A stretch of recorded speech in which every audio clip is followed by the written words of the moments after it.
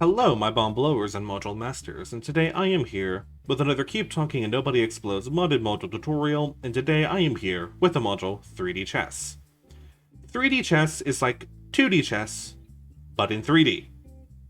With that, let's go ahead and get started. This module does not require any edge work, so as soon as we get the bomb, we can go ahead All and get available started. experts, please report to room A9. There is only one Okay, perfect solution, but there are clues that will try to trick our team. This is 3D chess. There is a display that once we press one of these 7 buttons here, will show up with a chess coordinate on a 3D chessboard. This bottom display here is toggleable between the different pieces and then the different components of the coordinate. And then this arrow here is the submit button.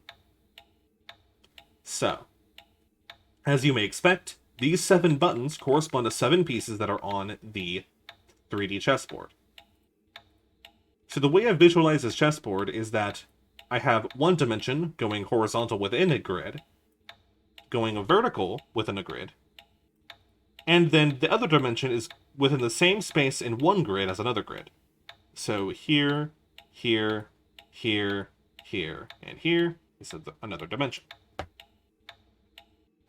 So, with that, let's go ahead and start placing our coordinates. First off, we have a queen. The Roman numeral tells us which of the 5 grids we're placing this queen in. So, the queen's going in the 3rd grid. And then, the last 2 characters are an actual chess coordinate as it works in 2D chess. So, inside of this grid, we're placing the queen at what would be echo 2. Chess coordinates, the columns are left to right A through E, and the rows are bottom to top 1 through 5. Let's go to the next piece. In the 3rd grid, at echo 5, we're placing a king. In the 3rd grid, at delta 4, we're placing a king. In the 3rd grid, at Charlie 3, we're placing a king. In the 2nd grid, at delta 5, we're placing a rook. Emergency cleared. All In personnel, the 2nd please grid, return to your stations. at Charlie 5 will be a queen. In the 2nd grid, at echo 3, will be a king. So, between these 7 pieces, there's a little bit of a war going on.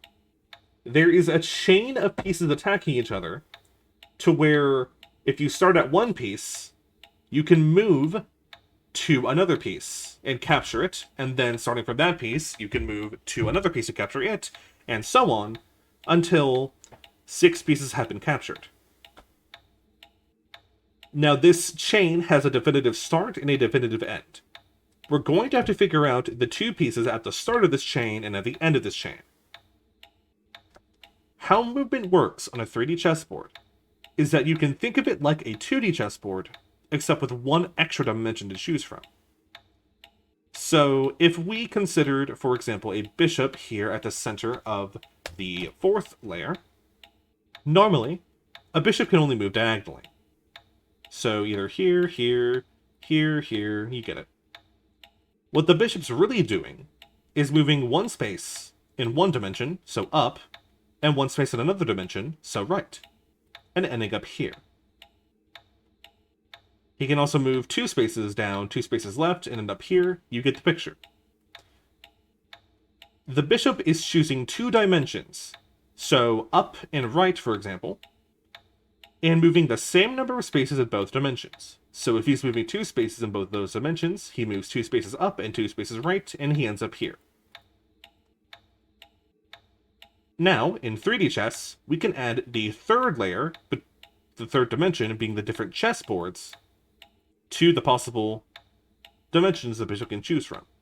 So, maybe the bishop wants to move across the left and down, and he would end up here, and that's perfectly valid.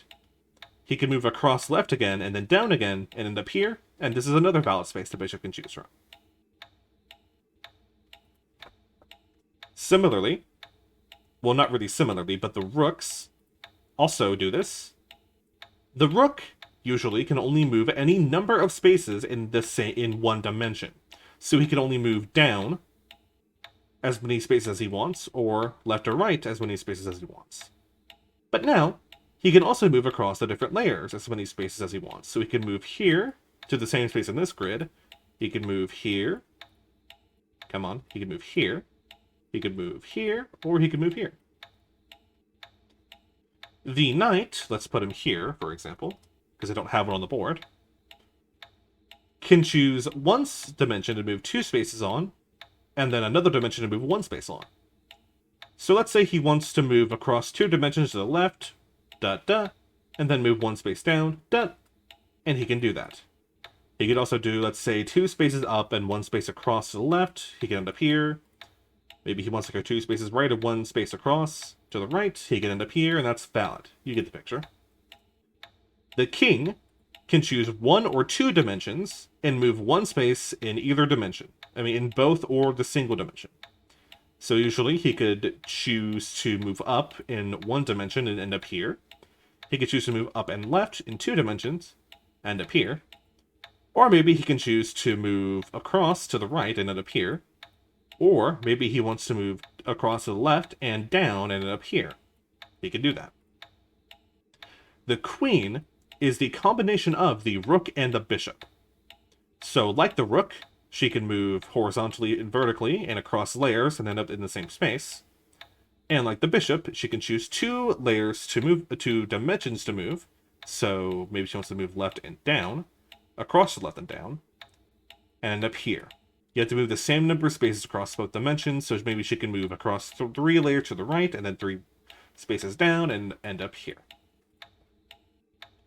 Okay, so that's how movement works, and now that I've established that, let's go ahead and figure out what this chain is.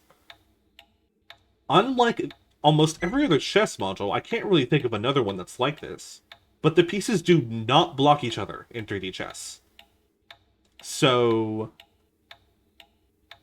this is not really a good one to show off, but let's say there was a knight here. The queen can actually capture this knight, even though the rook is in the way. Okay, so let's figure out where we're starting and where we're ending. This king here looks a little particular. And also this queen. I think this queen's going to be our start. Because actually, I'm not too sure about that. Okay, I think I can see a chain here. If we start at this rook, and because I have identified what I believe to be the start of the chain, I'm going to go ahead and highlight the rook column in this table here. It doesn't matter whether you highlight row first or column first, because you can highlight either, and the space will be the same. If we look at the intersection between king and knight, it's a knight. And between knight and king, it's a knight. I don't know why I just did that. I just messed around with the keyboard and some stuff happened. Let's get that window back open. Come on. Any day now. Whatever. Let's wait for that and just look at our chain here. I believe we're starting at this rook, then moving 1 space left to hit the queen. The queen will move 2 spaces down and 2 spaces right to hit this king. The king will go across to the right and down to hit the queen. This queen will move 3 spaces up to hit the king. This king will move down and left to hit this king. And this king will also move down and left to hit this king. So, yes, we have found the chain that the module is trying to get us to do. It starts at a rook and ends at a king. So let's find the intersection between a rook and king, which gives us a rook. What we're going to submit is a rook, and we're going to submit a rook that can capture the starting piece. So any space on the board where a rook could capture this rook, as well as a space that the king can capture. And I believe this is a pretty easy one. It should be here. Because this king can move across the left and right one to hit the rook that would be here. And then this rook can move up 2 to capture this rook. And yep, that's valid. So let's submit this. The rook is going to be in the second layer at delta 3.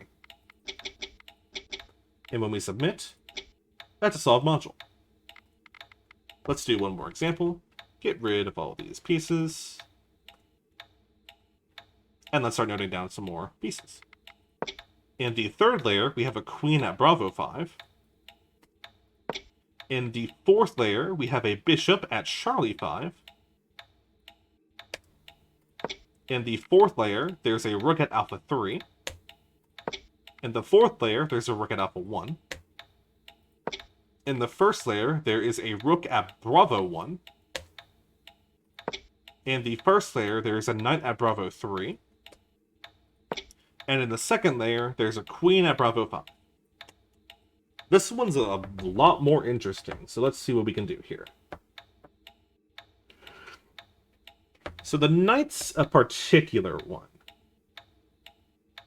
I'm actually not... Oh, yes, I am seeing something can capture. The knight can move up 2 and across to the right 1 to capture this queen.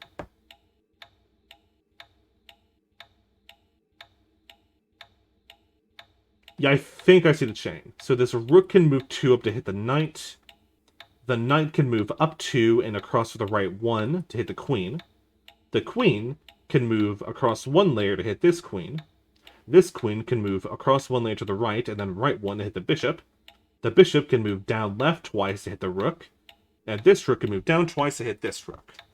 So we started and ended at a rook. Which means we're going to place a knight. We're placing a knight that can capture this rook, but it can also be captured by this rook.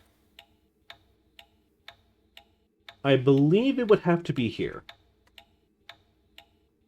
So this rook will move left across 1 layer to hit this knight, and then this knight will move left across 2 layers, and then right 1 to capture this rook. I'm not really going over strategy because I feel like this is kind of self-evident on what to do here. This came pretty easily to me. If you're not quite sure what to do, then I'll try and help you in the comments, but I mean, this just... You just kind of look at it, and it comes quite easily. So we're going to be submitting a knight in the third layer at Alpha 1. And that's a solved module. That's going to be it for the tutorial. Thank you for watching, and have a nice day.